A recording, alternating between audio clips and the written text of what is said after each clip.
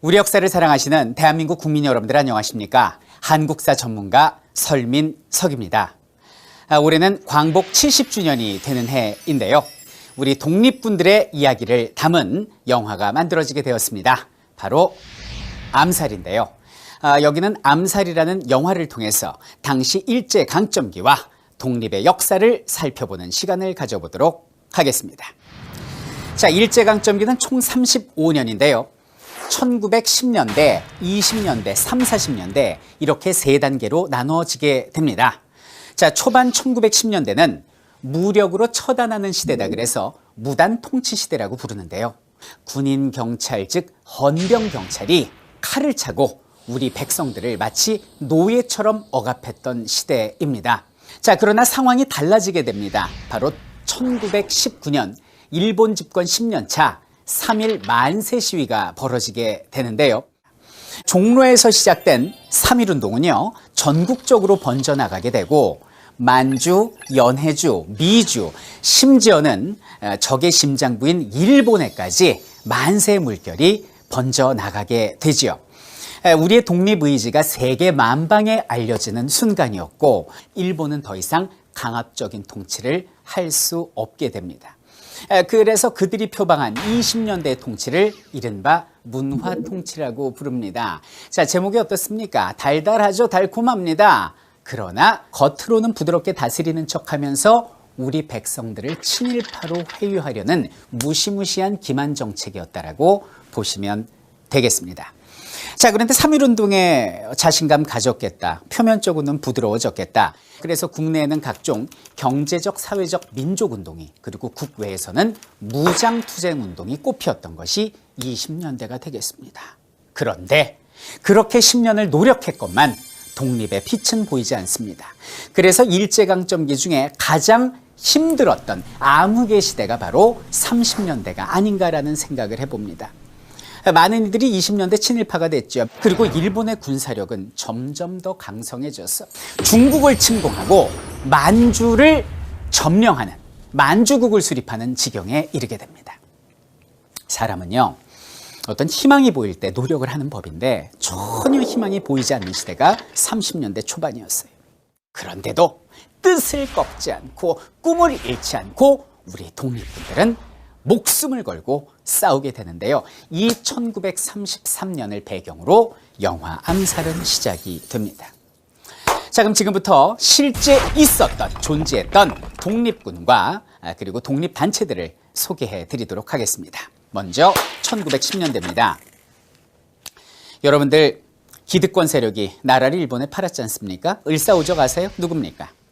이완용, 이지용, 이근택, 박재순, 권중현 등 이 을사오적과 함께 많은 기득권 세력들이 우리 민족의 주권과 자신들의 개인적 이익을 맞바꾸게 됩니다. 하지만 모든 사람들이 그렇진 않았습니다. 당시 부자로 이름나 있었던 이회영, 이시영 육형제는 가산을 전부 정리합니다. 지금 돈을 한 600억 원 정도 된다고 그래요. 이 돈을 가지고 식소를 이끌고 바람 부는 만주벌판 서간도로 이주를 하죠. 그리고 거기에 세운 것이 바로 신흥강습소, 신흥무관학교가 되는 것입니다.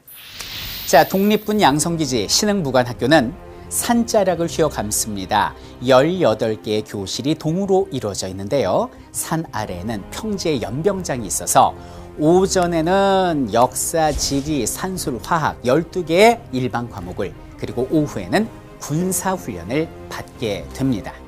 자, 왜 이론과 군사훈련을 병행했을까요? 우리 신흥무관학교의 목표는 눈앞에 있는 독립의 쟁취뿐만이 아니라 독립 이후에 신국가를 건설했을 때 이 나라를 이끌어갈 인재 양성에도 목표가 있었기 때문에 이론과 군사교육을 병행했던 것입니다. 그래서 10여 년 동안 약 3,500여 명의 훌륭한 독립운동가를 배출하게 되고요. 이들은 청산리 대첩에도 참여를 하고 의열단, 대한민국 임시정부 그리고 한국 독립군 등 수많은 전투와 수많은 단체에서 활약을 하게 되니 우리나라 독립군의 뿌리다라고 말할 수 있겠습니다. 영화상에 나오는 속사포도 바로 이 학교 출신이 되겠습니다. 자, 이번엔 1920년대로 가보겠습니다. 가장 빛나는 전투가 있었다면 바로 독립전쟁 청산리 대첩일 겁니다. 자, 여기는 청산리에 매복해 있던 우리 독립군이 3천여 명의 일본인들을 처단했던 엄청난 큰 승리죠. 그래서 이것을 청산리 대첩이라고 부릅니다. 그러나 아픔도 동반이 됩니다. 당시 독립군들을 숨겨주고 그리고 보호해줬다라는 명목으로 저기는 간도에 사는 우리 백성들을 무차별 살상했으니 이것이 바로 간도참변, 경신년에 벌어졌다고 해서 경신참변이라고 합니다. 당시 북미에 미국, 캐나다 선교사들이 남긴 기록이 있는데요. 집집마다 한 채씩 전소가 되고 그리고 청년들은 그 자리에서 사살합니다. 그리고 불타는 집에서 뛰어나오면 어린이건 노인이건 여성이건 모두 학살을 합니다. 당시 독립신문의 기록에 따르면 약 3,700여 명의 죄 없는 민간인들이 집단 학살을 당하게 됩니다. 이대로 있을 수 없습니다. 그들에게 반격을 가해야 됩니다. 의로운 일을 맹렬히 추진하는 단체가 만들어집니다.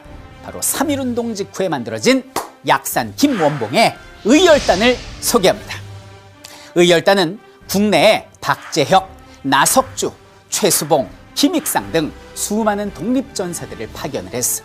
적의 심장부인 조선총독부, 그리고 종로경찰서, 동양척식주식회사, 부산경찰서까지 모두 폭탄을 던져버리죠. 총격전을 벌이는 쾌거를 이루게 됩니다.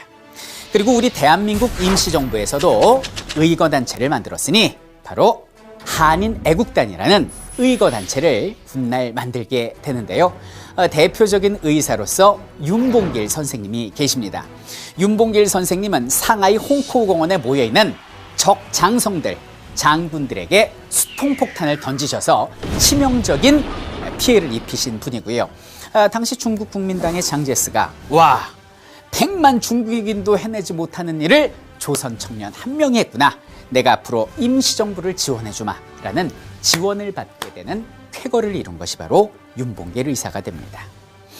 그 영화를 보시면 그 2차 세계대전이 끝나고 일왕을 대신해서 일본 외상이 불편한 다리를 이끌고 서명하는 장면이 나오는데 그 사람이 바로 시게미스 마모루라는 자인데요. 그가 다리가 불편해진 것이 바로 윤봉길 의사의 투탄 의거 때문이다 라고 알아두시면 되겠습니다. 누나 무조건 살아서 돌아와. 이따 새벽 때 전투나 잘해. 다녀올게. 같은 시기 만주에서도 활약했던 부대가 있었는데요. 바로 한국 독립군이었습니다. 사령관은 지청천이라고 불리우는 이청천이라고도 불리우는 장군이었는데요.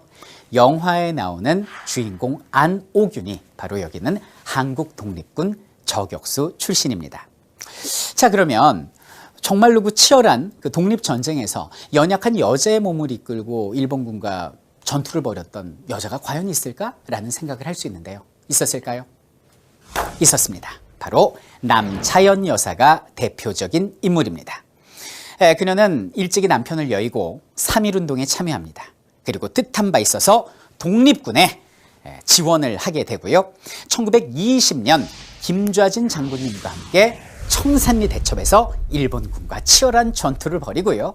그리고 영화의 시작과 똑같은 1933년에 만주국 수립 축하회에 참여한 일본군 장성 암살 작전에는 실패하지만 우리 독립군들은 훗날 그녀를 독립군의 어머니라고 부르게 됩니다.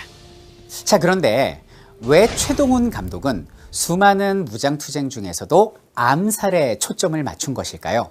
그것은 바로 모든 것이 열세였던 우리에게 개인이 은밀히 적진에 침투해서 적장을 처단하는 이 암살 작전이 가장 직접적이고 치명적인 작전이었기 때문에 효과를 낼 수 있었기 때문에 암살에 초점을 맞춘 것입니다.